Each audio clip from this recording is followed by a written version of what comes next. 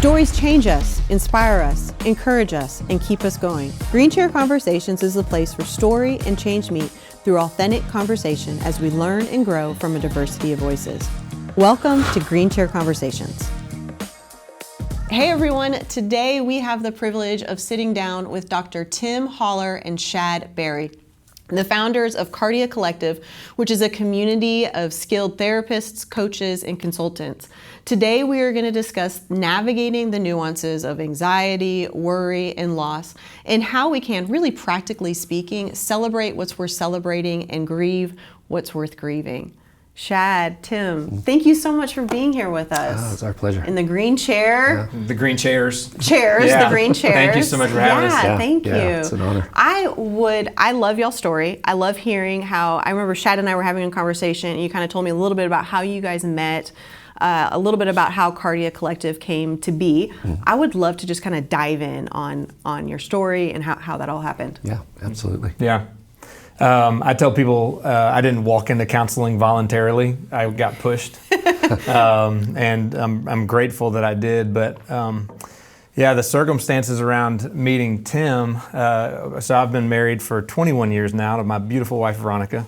We have 4 kids: Ainsley, Abby, Jack, and Claire. Actually, taking my second oldest to college tomorrow. So I don't need to bring that up right now. Speaking of loss and grief, really excited for her. But yeah, we had, so we have 4 kids biologically. We had a miscarriage with our first, and then a miscarriage with our 6th pregnancy. And we kind of were at that point where we thought we knew we had more room in our hearts for, and home for another child. And we had seen some mentors of ours, Mark and Tana Ottinger, adopt, and were blown away by that process and seeing them go through that. And I'd been to Africa a few times, and I was like, man, I think we're compelled to, feel like we're called to adopt from Africa, because Veronica's body was not in a position to have any more kids biologically, and we thought this is just God redirecting our paths. Yeah. So we started this process. At the same time, I was transitioning from our family business, leaving family business to go work at Downline Ministries. This was in about 2011, 2012. And so that was a huge decision for our family, super stressful and difficult. And so shortly after I made that transition, we'd had the miscarriage and we'd started this adoption process. We finally got a phone call. We had, long story short, we had transitioned from international adoption to domestic adoption. And for those who are familiar with that process, it's interesting. You create a life book, and the adoption agency shows that life book to expectant mothers who have an adoption plan for their child, and then they call you and say, do you want us to show the book to this mom because of this circumstance? And so I kind of finally, after several of those calls where I was like, show the book. Yeah, show the book. Show the book. I was like, all right, don't call me until if somebody's picked us. Just show the book to whoever and then call us. So several months had passed, and finally got a phone call, and we knew we'd been picked. And so we met the birth mom, and it was a beautiful opportunity. She was doing a month. And so we went to the hospital. She wanted us to be there when she was in labor. And so it was a really beautiful experience. And I remember one of my big prayers leading into that adoption, having had 4 biological children, I was scared that I would feel differently about my son being adopted than my biological kids. I remember just praying and asking God that I wanted to feel the same way, love them the same way that I felt about my other kids. And I remember holding him for the first time, just that, bone of my bone, flesh of my flesh kind of moment, like, this is my boy. And so, about 9 days later, 10 days later, about 9 days later, we brought him home from the hospital. Not 9 days later, sorry. It was a few days later. Brought him home from the hospital. 9 days after we brought him home, we had found out, we got another call from the adoption agency that the birth mom had changed her mind. In the state of Tennessee, the birth mom can revoke her surrender. And so we ended up handing him back to her on the 11th day. And one of the revelations from all the lessons learned in that moment was that you can't love at an arm's length distance. Like, you can't love and protect yourself from hurt. And so the pain we experienced, which in handing him back to her, also the empathy we had of understanding what it was like for her to carry a child for 9 months and then make the decision to hand him over to adoption, and the courage that takes. That process, what I describe that as kind of the, if the straw that broke the camel's back. It was really God tearing the calluses off of my heart. And up to that point, I would describe myself as being very moralistic, very proud of my morality and my self-will and self-effort and what I did do and what I didn't do, and judging other people for what they did or didn't do. And I just think God used that as an opportunity to tenderize my heart and make me more aware of my humanity. And that was really about that journey was really about a 24-month journey. Wow. And we laughed because we went to church together. Okay. And a year prior to all that, he was in front of me, I tapped him on the shoulder at church and said, I'm going to call you soon. And I never did. It was like my attempt, like, I know I need counseling and I need to go get it, but I'm like, I really don't want to. But I was like, I'm going to say it out loud and maybe I'll do it. So the second time I called him, when I actually called him, was after all this had happened, and I was like on Briarcrest and, road there behind where Briarcrest was. And Shady Grove. And I called him and I was like, hey man, I need help. Like, whatever's happening here, my heart, my chest, everything's tight. Like, I was having, I don't know if it's panic attacks or what, but like, I need to come see you. And I was like, I feel sorry for whoever takes this case on because I'm such a mess. And I couldn't imagine anybody else being as messed up as I felt in that moment. And he said, I've got an opening next Thursday. I was like, next Thursday? I was like, I need help now. Yeah, like, you got to fix this. It's like, next Thursday. So anyway, I complied and showed up next Thursday. And really that's where I was introduced to, for the first time, the expertise and gifting and care of what counselors actually did. And he kept inquiring about things. I was like, that's not related to this. That has nothing to do with this. And doing his job. And it took me a while to trust him, but realizing that, man, the healing that was available to me through the care of somebody that knew what they were doing and was trained and gifted in it, as Tim was, changed my life. Wow. Life circumstances brought me to a place to where I could join the human race and admit that I needed help. Yeah. So that's a long intro. The net of that became, as I was, after our relationship had kind of ended clinically, the common fear for all of us as human beings is that if I tell you the truth about me, you're going to not sit here and listen. You're going to be like, oh my God, and that's really more about my heart than yours, because that's more like what I would do. But the fear is if I tell the truth about me, then you're going to move away from me. In reality, the more I told the truth about my story and some of our loss and the grief and the fear and the anxiety and the loneliness that I was experiencing, people leaned in and were like, me too. And I was like, you need to go see Tim. You should go see Tim. You should go see Tim. So I don't know if I was his number one referral source or not, but I was like, I feel like everybody was sending to Tim. And I had a multiplication mindset, like a discipleship-oriented mindset. And I was like, where are all the other Tim Hollers? And I know there's some great counselors in our city, people doing great work. But at the time, I didn't know who they were or where they were. So I was like, Tim, how do we multiply you?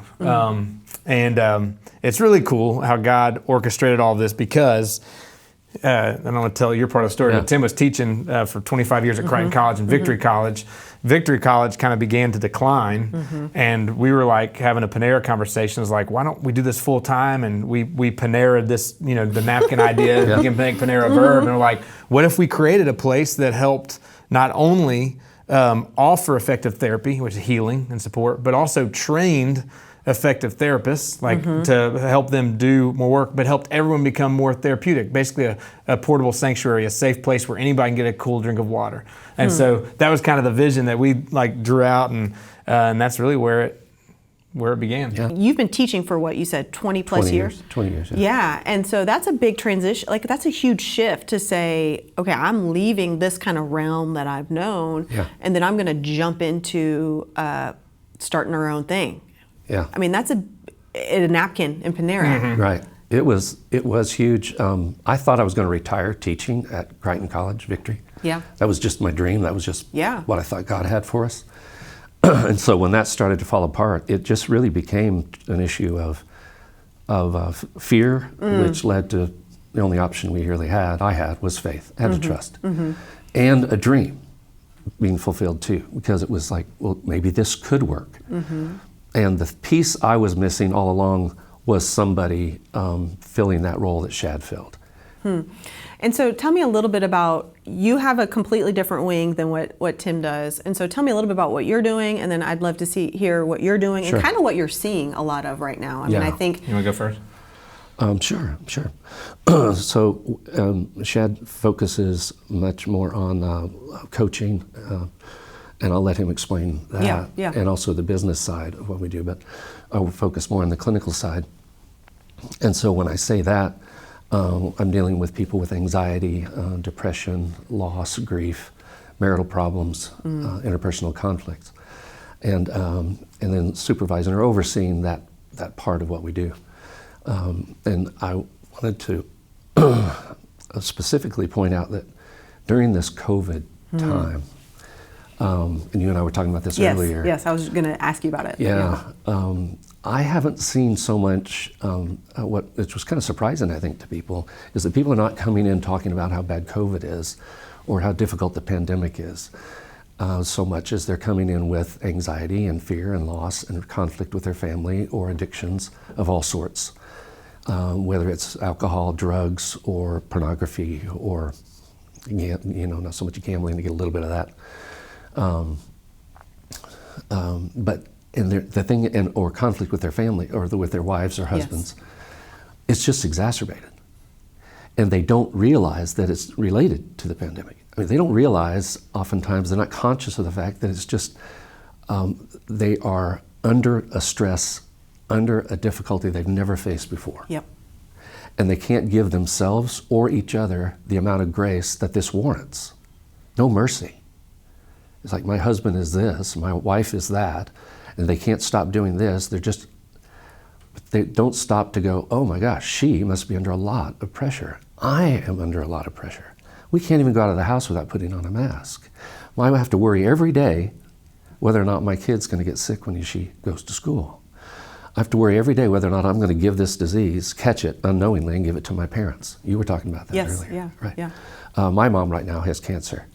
Is she going to get COVID, and then that's going to exacerbate? Right.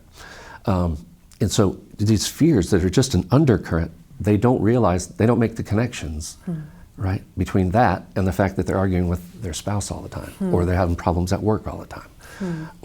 So I have to kind of help them make those connections, and then possibly create more empathy for themselves and for each other. Empathy is the tie that creates relationship, that keeps relationship going. And this other word, beautiful word, compassion, right? Passion means to be in pain, right? It means to suffer. And com is the prefix, means to be with, to suffer with somebody. Without compassion, we can't be in a relationship. And that means compassion sometimes with ourselves, right? Love your neighbor as you love yourself. What about you? Which part? So many things I'm thinking of and feeling here. Tell me a little bit about, you're doing a lot of the coaching, and you said emotional, intelligent. Tell me a little bit about that. So coaching is distinct from counseling in that, and there's no like clear cut necessarily, but coaching is more directive, maybe more topical. So we have coaches that do spiritual development. We have coaches that do food and nutrition. We have coaches that do addiction recovery. So coaching is a little distinct. We kind of say counseling is often recovering from the things that have happened to us, that impact the way we relate to ourselves and to the world, really the way we were able to receive and express love. And then coaching is kind of as I heal from the things that have happened to me and the ways I've responded to them and taking responsibility for those things, then what life do I envision for myself? Because a lot of the lives that we envision for ourselves are informed by what we're trying to not be, or what we're running from, or what we haven't confronted.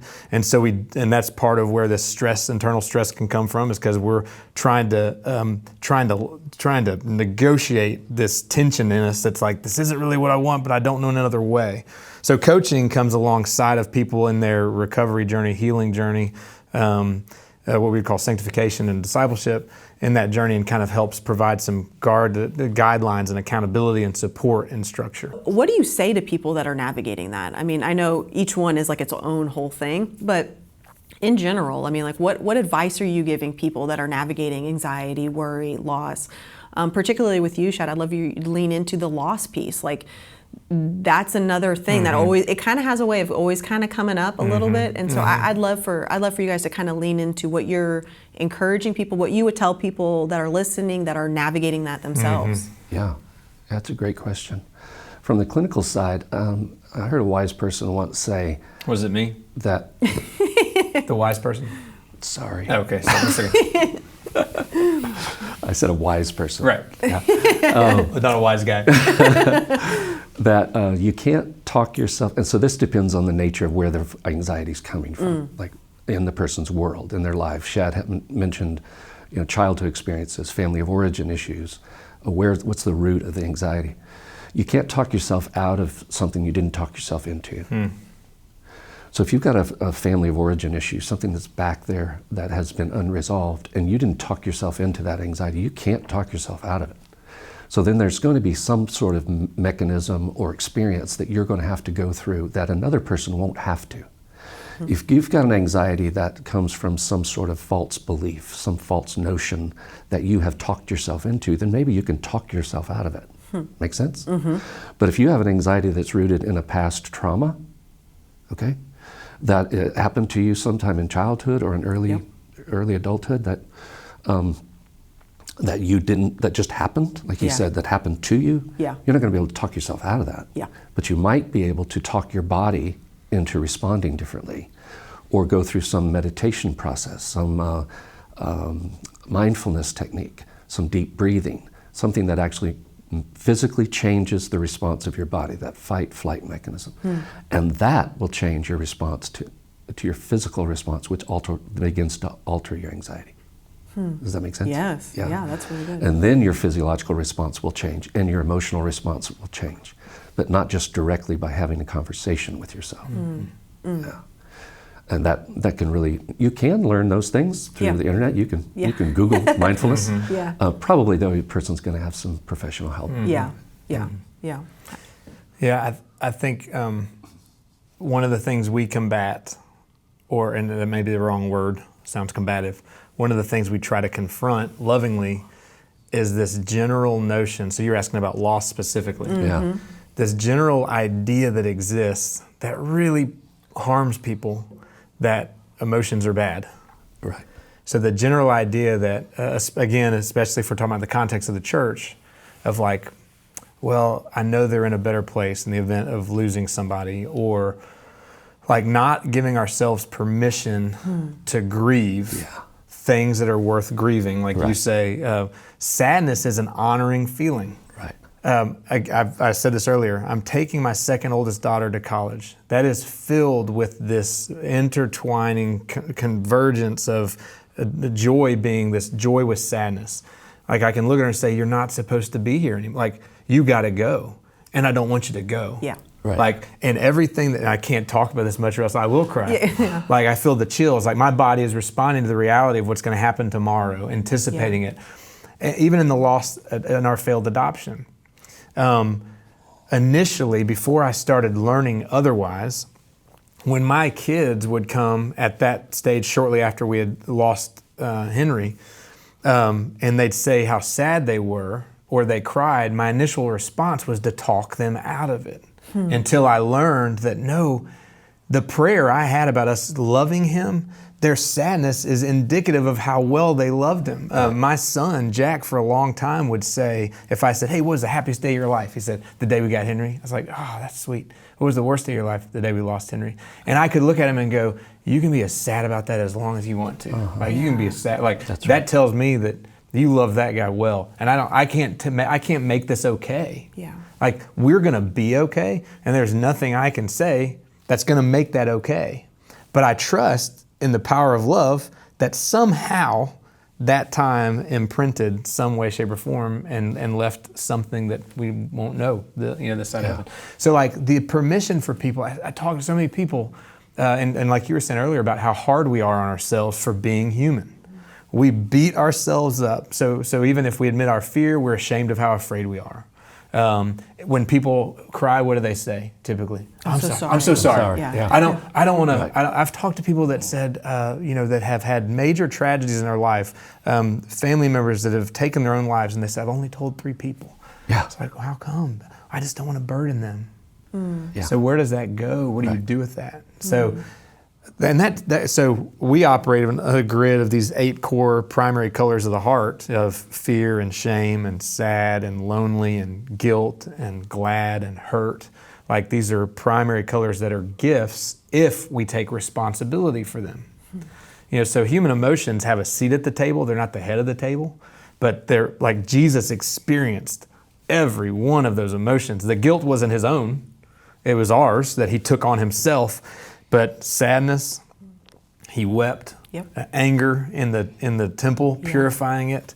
The loneliness in the garden. The fear of like, is there any other way? Like, but faith saying, not my will, your will. So like, it makes the intimacy that creates when you have the freedom to be human together. Yeah.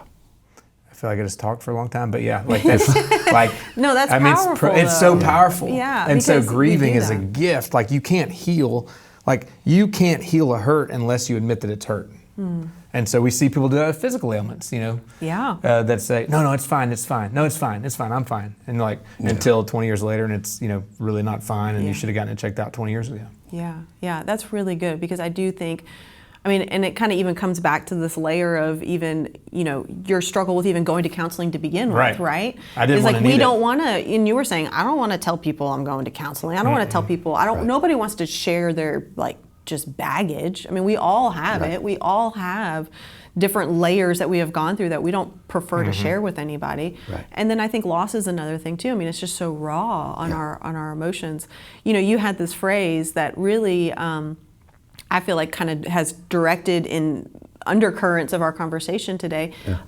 Celebrate what's worth celebrating and grieve what's worth grieving. Yeah. But how do we, practically speaking, kind of lean into celebrate what's worth celebrating? How do we lean into the good, but then also how do we lean into the grieving? I think that's a hard piece. I think obviously giving permission is a first step, but beyond that, how do we practically learn and navigate how to lean into these different seasons?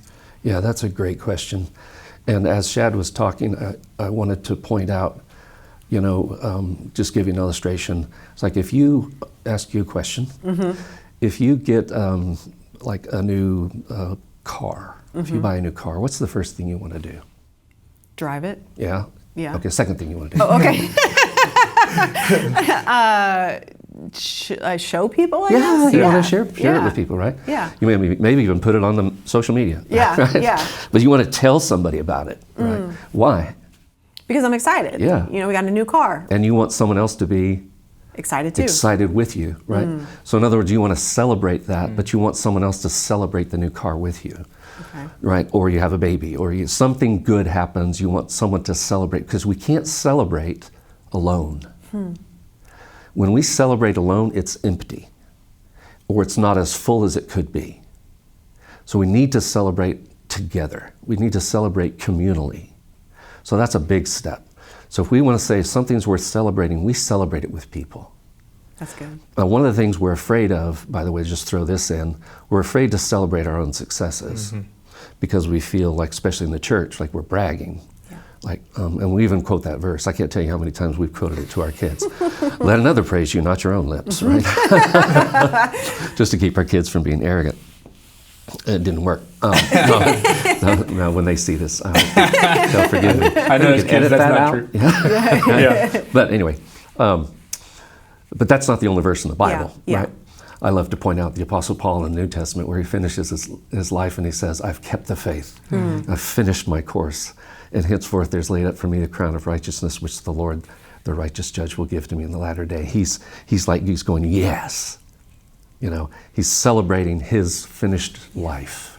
And he knows he's going to get a reward for it. There's no arrogance in it. It's just celebration. And he's doing it with people in a letter that we're still reading today. How beautiful is that? So celebration has to be done out loud with people. But the converse is also true.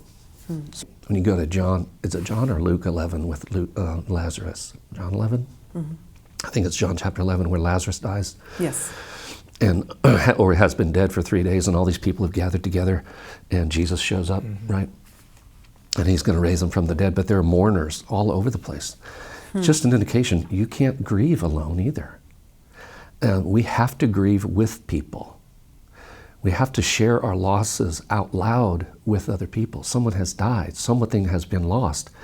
I tell people also about years ago, a friend of mine gave me this one-of-a-kind ceramic mug with this ugliest face you've ever seen. It's in my office. Maybe somebody comes to see it. When I was probably like 19 years old, a friend of mine gave it to me, and I drank a coffee out of it for years until I was teaching at Crichton.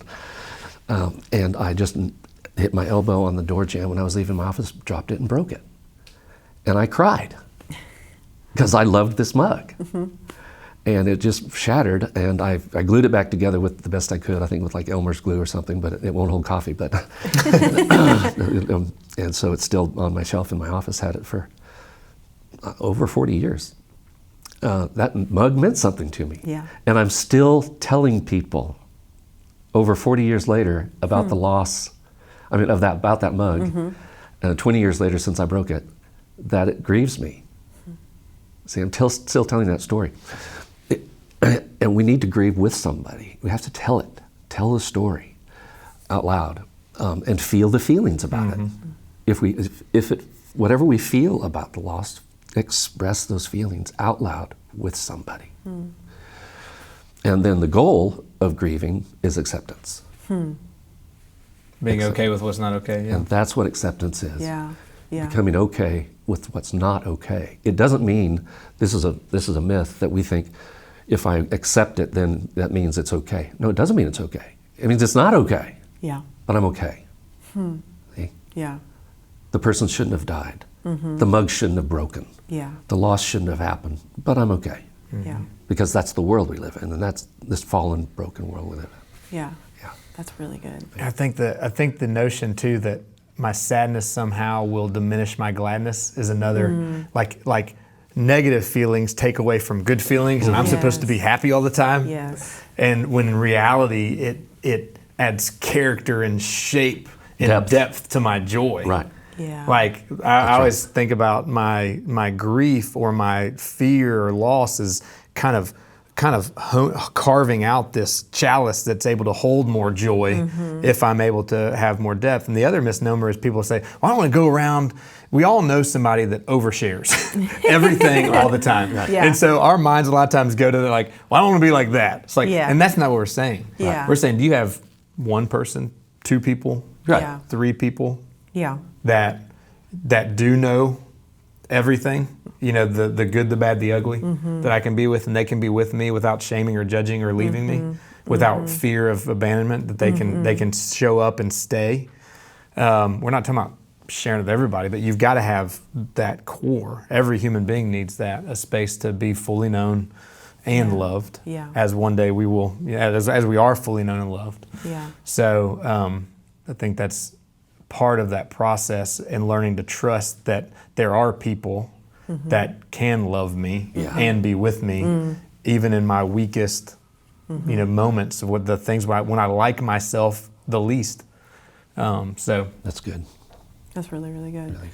And I am so appreciative of all of your wisdom, and I think because people that we're seeing and I'm working with is just, we're seeing so much of that. We're seeing so much of this struggle of how do I, and I think sometimes too it gets confusing, like what you're talking about with your daughter, which I won't bring up anymore. It's okay. It's okay. Sometimes they go hand in hand, right? That's what's so confusing about it is we kind of want to push away one emotion and cling to one, and so it's very conflicting on how we manage that. And so I'm really appreciative of your wisdom on this. Yeah. So what would you want to leave people with today? I know we've kind of taken a long journey on worry and fear and loss and navigating that. And what I'm hearing you guys say is a lot of it is being transparent and honest with others. Like, I think the community piece is so important. Yes.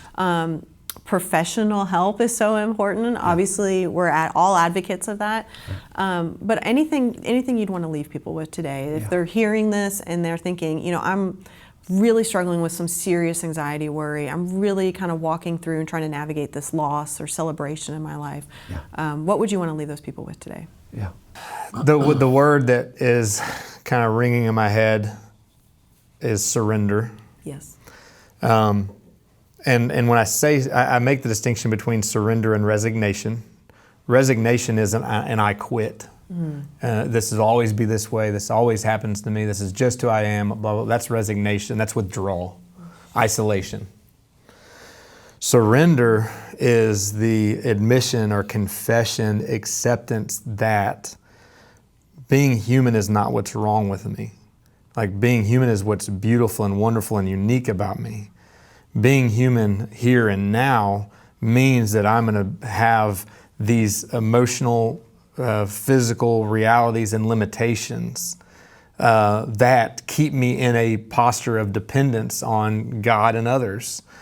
And the more I resist that dependency, the less attached or connected I am to God and others or self.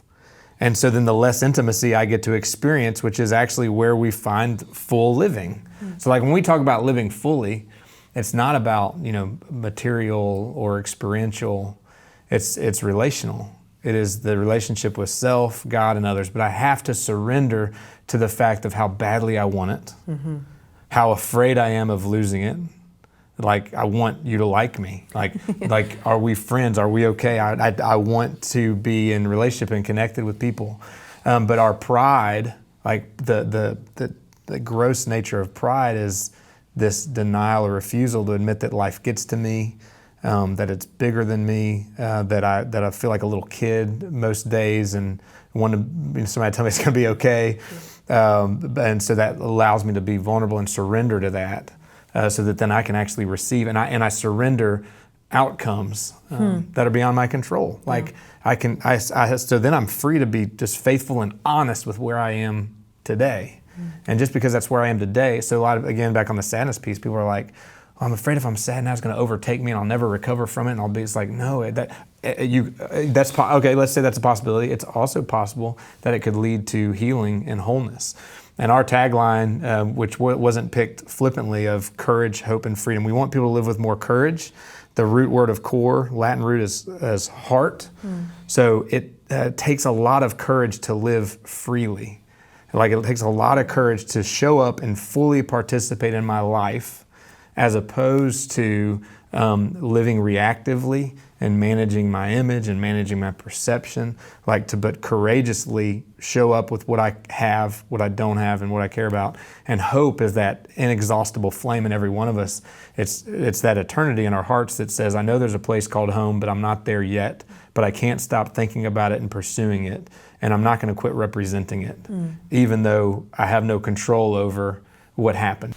And I just say quickly to two large groups of people that are probably listening, at the risk of being oversimplifying, and the first group's probably not watching this, but it would be the arrogant or the people who don't want to take responsibility for their lives, or in other words, they're blaming most of the rest of their problems on other people.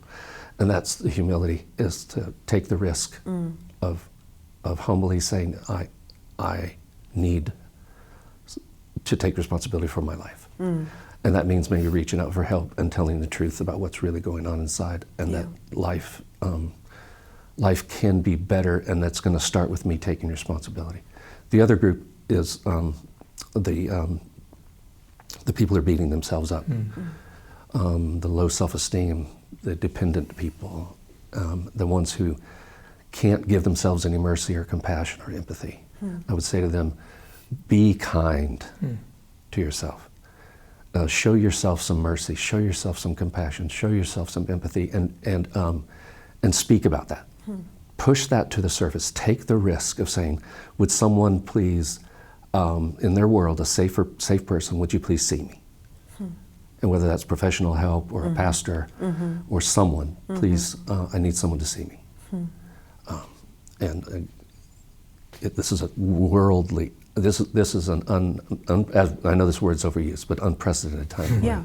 And they need to be kinder to themselves. Yeah, and I think we need to be, that's such a good final reminder too, is kind of, that's even circling back to the very beginning of our conversation on just people aren't kind to themselves, and they're not kind and compassionate to one another. And it's just kind of having that, that compassion and that kindness. So thank you guys. Thank you so much. Yeah, this is such an honor to get to sit down with you both and have this conversation. I know it's going to mean a lot to a lot of people listening. So thank you. Absolutely. Thanks for what you do. Yeah, keep up the good work. It's our pleasure. Thank you guys. Yeah. And that is a wrap for today's conversation with Tim Holler and Shad Berry. We appreciate you guys so much for joining us today. Please take a moment to like today's video and subscribe to our YouTube channel and the Green Chair podcast, along with following our very new Green Chair Conversations Instagram account. That way you'll always be up to date with what new episodes are released and what's happening behind the scenes. Love you guys, and we are crazy excited about who's coming up next week.